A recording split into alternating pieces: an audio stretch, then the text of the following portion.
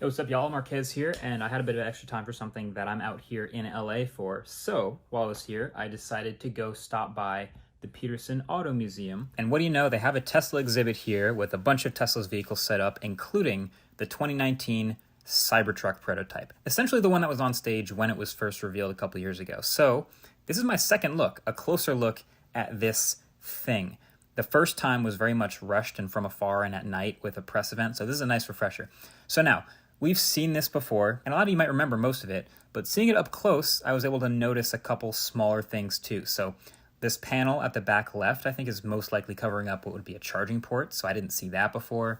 You know, the door handles are these flush, flat things, kind of just like the body style of the Model S, so I assume they'll motorize out.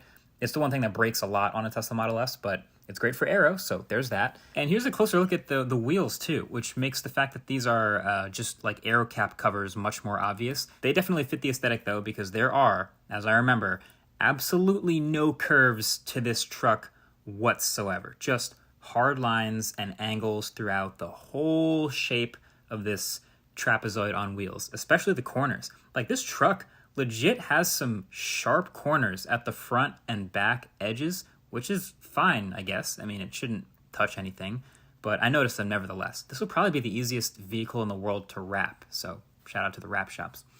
I think it's worth saying, though, that since this is the 2019 prototype, I shouldn't really put too much stock in like the small details, because they could absolutely change. In fact, they probably will. Like, we've seen footage of more Cybertrucks being tested that have side view mirrors, for example, instead of just these cameras that this one has.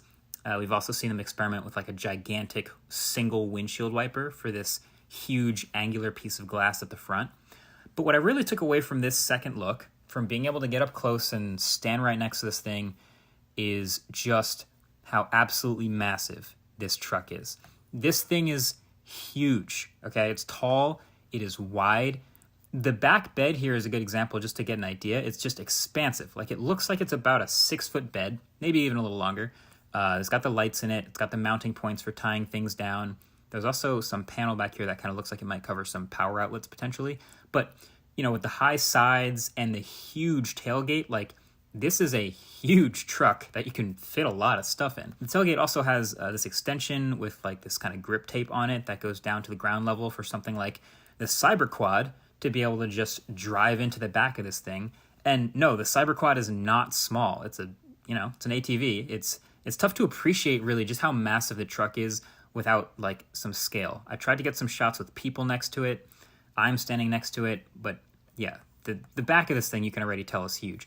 And then up front, it looks like there could still be plenty of room for a sizable front trunk. I'm actually hoping they do that. It looks like right above the headlight LEDs would be a bit high to reach for some people actually, but the way it's cut, I'm kind of thinking that's where it would have to be. But yeah, there's just a ton of space because of how big this is, so I think a front trunk would be sweet. And then this is me sitting down here at the bumper like I normally do with the other cars I shoot on this channel. And from down here, you can see, like, I can't even see the windshield at all, like not even close, which means that if someone was in the driver's seat, there's no shot they'd be able to see me sitting here or like really anything that's this close to the front bumper. Now, I will make a note that the truck they have staged here is in this kind of loading mode with the suspension. So you can see it's leaning back here to be able to drop the tailgate low to the ground and load things into the truck, which is a super cool feature. And that lets us see how massive of a difference there is between the suspension all the way up, which just looks like a ton of clearance, and then the suspension all the way down, which is probably how it'll ride most of the time on the road and in the sportier modes. But yeah, that's a huge clearance. That's great for off-roading, but it probably won't ride that high at the front all the time. But still, though, it's a good illustration of how huge this truck is. There's been some talk about possibly making it smaller in every dimension, just by a little bit. It would not shock me at all if that ended up happening, because when you see how many hundreds of thousands of pre-orders this truck has, there's like guaranteed a non-zero percentage of those people who are not ready for a truck this big. Like, who don't realize that this won't fit in their driveway. It absolutely won't fit in their garage. And it's probably overkill size-wise for whatever they were imagining.